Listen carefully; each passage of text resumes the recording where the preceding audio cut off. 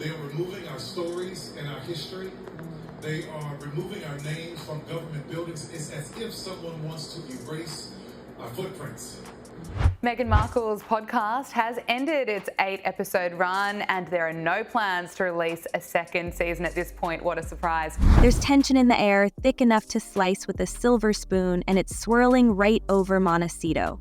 Inside the gates of that mansion-turned-battleship, the once glossy narrative of Harry and Meghan, the brave escapees from royal repression, is starting to look more like the crumbling plot of a badly written drama. And now, right on cue, the man who once protected their exodus like a Hollywood Moses might be ready to burn it all down. Yes, we're talking about Tyler Perry, the billionaire benefactor, Lilibet's godfather, the man who airlifted them out of the UK mess in a private jet and gifted them shelter in his LA fortress when no one else dared.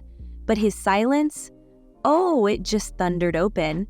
And what we're hearing now could be catastrophic. Because what we need to understand is that if our children don't know our history, they won't know our power.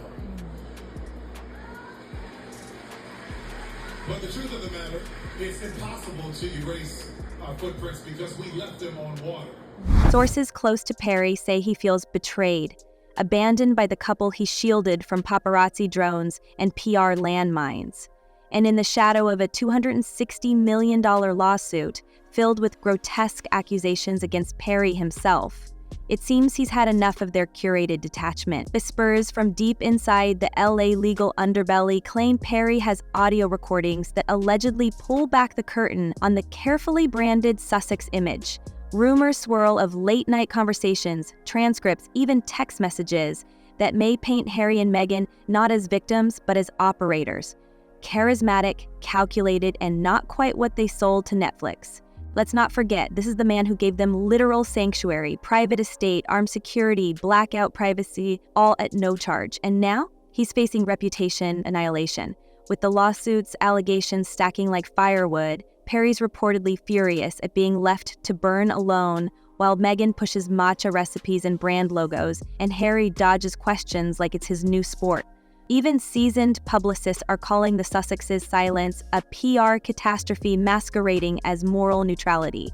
Legal minds aren't far behind, with a few suggesting, quietly of course, that their refusal to even acknowledge Perry's situation could be construed as tacit support, or worse, strategic silence driven by personal exposure risk. Now, Harry and Meghan have also been accused of hypocrisy after they restructured their staff, creating what has been labelled the Montecito Royal Court. What does that mean, Kinsey? What's happening? And while Perry simmers, Prince Harry's reportedly unraveling. Word from palace insiders says he's made private outreach to King Charles, not for a family dinner or olive branch, but for cash. Not joking. One insider called it a clandestine ask for financial support, framed as a plea for reconciliation. Whether it was spurred by guilt or desperation isn't clear, but the timing is brutal. Archewell's influence is shrinking, Hollywood is distancing, Spotify is gone, and Netflix is clearly more interested in Meghan's solo playbook than anything involving the prince. So is Harry running out of moves? Out of money? Some UK commentators certainly think so. One royal correspondent noted that his recent trips back to Britain, under the guise of charity or legal proceedings, looked less like duty and more like financial reconnaissance. Another insider hinted that Harry's Montecito lifestyle was bleeding funds fast, not enough deals coming in, too many expenses going out, and an identity crisis brewing beneath the surface. Gone is the prince with purpose.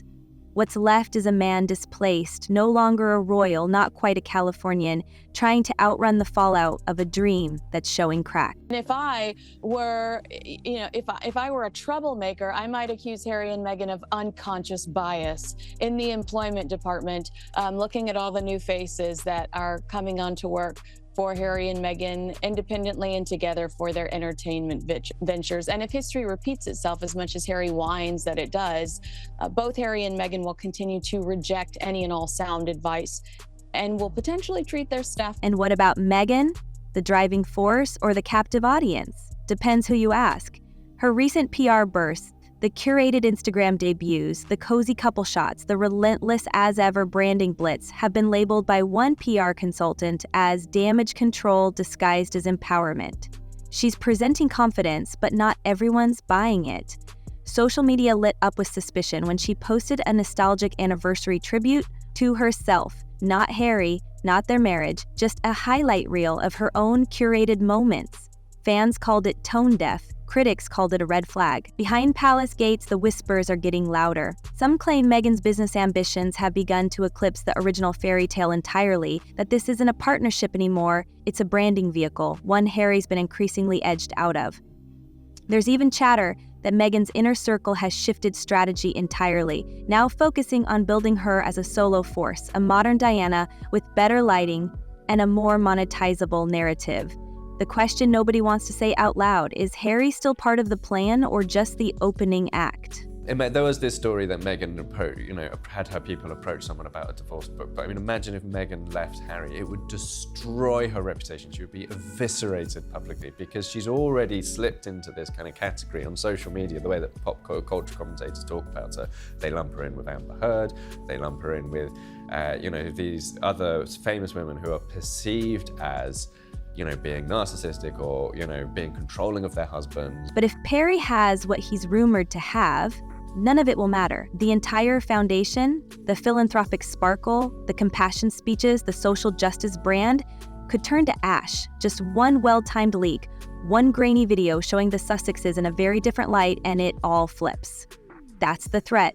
That's the power Tyler Perry holds. And right now, he's backed into a legal war that could bury his own empire alone. Betrayed, with receipts. We're hearing that multiple top-tier Hollywood lawyers have quietly approached Perry in recent weeks, some encouraging him to settle the lawsuit discreetly, others reportedly advising him to go scorched earth. One producer who's worked with Perry on past Netflix deals claims he's feeling cornered and humiliated by Harry and Meghan's refusal to defend him. He gave them protection, the source said, and now they're treating him like he's toxic. That's not how you treat family. That's the word that keeps returning to center stage. Because that's how Perry described his relationship with Meghan and Harry. He called it real, pure, and beautiful. He became godfather to their daughter. He called them friends, the kind you protect when the world turns ugly. But now it seems the world has turned, and the Sussexes are nowhere to be found. And behind all this chaos, let's not forget the stakes. If Perry does unload what he's allegedly got, it's not just reputations that crumble, it's revenue, sponsors, publishing deals, podcast renewals. The entire Sussex empire could unravel. Some industry watchers believe Archewell would not survive a full-scale credibility scandal, not when it's already floundering to find fresh relevance. And Meghan's brand, built on poise, feminism, and curated authenticity, a single audio leak could gut it like a fish. I don't think that we can ever have peace with my family unless the truth is out there. There's one theory we keep hearing, that Perry doesn't actually want to destroy them, just force their hand, make them speak, show public loyalty. But if they won't, then the fire starts. And if it does, don't expect it to stay quiet, because we've heard the recordings aren't the only ammunition. There are texts, private DMS, maybe even footage. A very close source claims Perry had security footage from when Harry and Meghan were staying at his home, not to surveil but to protect. Now, that archive could become evidence. Of what? We don't know yet, but the existence of it is enough to send tremors through Montecito. And with all this swirling, Meghan's team is working overtime, quietly scrubbing past interviews, redirecting questions during brand Q&As, attempting, some say in vain, to pivot attention back to her wellness campaign. But the public isn't distracted. They see the silence, they feel the chill, and more than anything, they want to know, what is Meghan Markle not saying? And why is Prince Harry suddenly trying to warm back up to the very crown he abandoned? In some instances, it might have been a security team. He lent them his jet. And so he's lent them a lot of things. And you got to wonder sometimes if they start to ask for too much. And he's like, let's calm it down. But I don't think he was probably really wanting her on stage, because her being there, all the attention goes to her. And it was his night. And I'm sure he was not happy to have any of his attention stolen there. If Tyler Perry really has the nuclear option and he decides to use it, it won't just be the Sussex brand that takes the hit. It will be the entire narrative. The underdog escape story, the love against all odds saga, the humanitarian halo they've built piece by piece over 5 fragile years. And that's why every tabloid, every legal analyst, every ex-royal aide, every former Hollywood confidant is now watching one man, waiting for him to press play. And now, behind the scenes of Perry's unfolding legal nightmare, a new drama is quietly emerging, and at the center of it is Meghan Markle. While the public watches Tyler Perry's empire wobble under the weight of damning allegations, whispers from deep inside the LA production circuit suggest Meghan has been on the move. Not out of support, not in defense, but in strategy mode, multiple sources across the streaming and studio landscape claim she's been quietly setting meetings with Perry's competitors, pitching herself as the fresh, untainted face of premium content. One exec reportedly told an agent that Meghan came in with a full slate of lifestyle and docu-style concepts and was very comfortable positioning herself as the solution to someone else's fall. So I think that, as we've spoken about, this show has completely underperformed. It did not really appear on the Spotify charts. This was, of course, the podcast that she made with Lemonada Media. It's still unclear, actually, about what money has come from this podcast. So originally, when she signed up with Spotify, there was money up front. That deal went south. She signed up with Lemonada. The timing isn't subtle. With Perry's once bulletproof reputation now cracked wide open, Meghan appears to be exploiting the vacuum. Not in front of cameras, not yet, but behind glass doors at private clubs and off-grid production houses in Brentwood and Santa Monica. One former Netflix content manager described her recent outreach as cold-blooded and brilliant, while a rival showrunner called it tone-deaf opportunism wrapped in empowerment jargon. What we're seeing, or rather hearing, is the making of a new mogul, but one who may be playing chess with relationships most would call sacred. Because let's not forget, this is the man who once held the keys to her family's protection, the man she asked to be her daughter's godfather. And now, Perry's legal firestorm isn't even mentioned in her media appearances. Instead, Meghan is in full brand expansion, debuting logos, launching beauty products, and letting camera-ready glimpses of her private life trickle out like it's content strategy, not personal history. The silence around Perry feels less like discretion and more like strategic distancing, as if she's already moved on, already rewritten the script. And that raises a question we can't ignore. Is Meghan's power climb an act of survival or a slow betrayal of everyone who once helped her up? There has always been this competition between us, weirdly. Again, I think it really plays into, or is played by, the heir spare. Financially, the need for reinvention is starting to look urgent. Behind the sprawling $14.65 million Montecito estate, beneath the palm trees and private yoga sessions, there's a less photogenic reality. Hollywood insiders say the couple's finances are under severe pressure, with multiple income sources either shrinking or vanishing entirely. Spotify pulled the plug. Their Archewell podcast division is reportedly frozen. One insider at Netflix warned last month that the streaming giant is no longer interested in personal memoir content and has been re-evaluating the value of its deal with the Sussexes. That's code for, we're not paying for more fluff. Meanwhile, the couple's charity work has come under scrutiny for blurred lines between brand, business, and benevolence. And according to a source close to a former Archewell consultant, internal staff turnover is now a serious concern. They can't keep people. The NDAs are tight, but the exits are stacking up, the source said. And as their U.S. brand teeters on unstable ground, Harry has reportedly looked eastward, toward the very institution he once renounced. We didn't want to leave. We wanted to carry on serving the Queen. There was no compromise with the family? No, there was no compromise, which was really sad because I still to this day believe that this was entirely possible. Multiple royal observers in the UK confirm that Harry has been actively pursuing re-engagement with key figures inside the palace. Not for duty, they say, for stability. Financial, personal, reputational.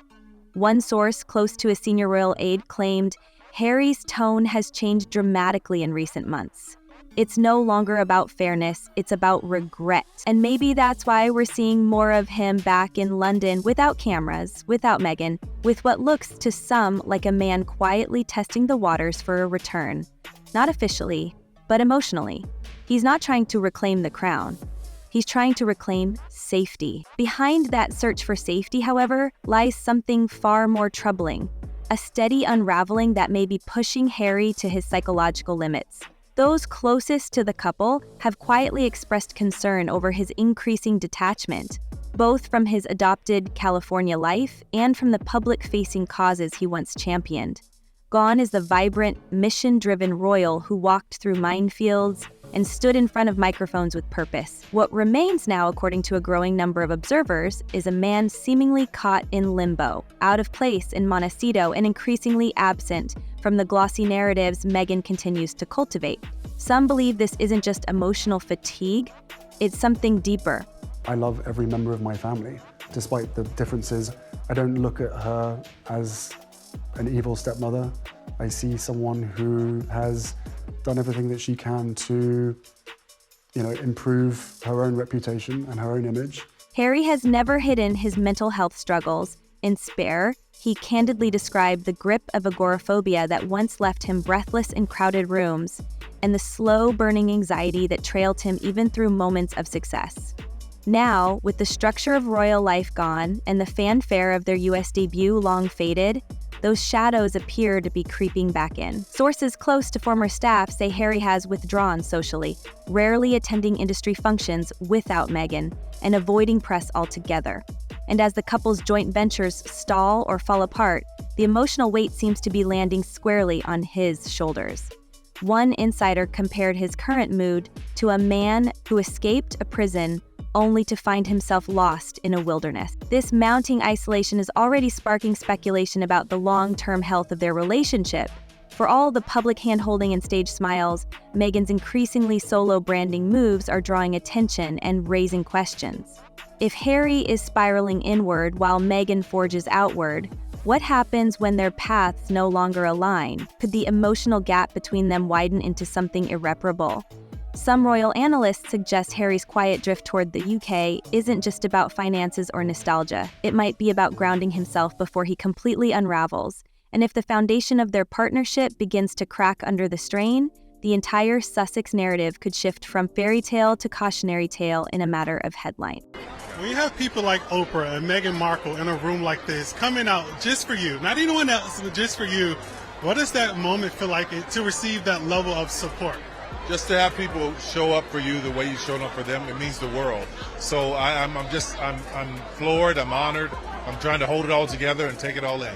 But if Tyler Perry follows through on what he's reportedly holding, if he drops tapes, messages, footage, all of that might be too late. Because the power of Perry's evidence, if it exists, isn't just what it proves, it's what it unravels. If any piece of it shows Harry or Meghan contradicting their public claims, if even a shred suggests manipulation, exploitation, or self-serving tactics, their entire narrative, built painstakingly over 5 years, could disintegrate overnight. Sponsors would vanish, publishers would balk, and any future political or philanthropic aspirations would collapse under the weight of perceived hypocrisy. We've already seen public sentiment shift. Meghan's high-gloss Instagram moments have sparked backlash for feeling detached and performative, while Harry's quieter demeanor has drawn sympathy and suspicion.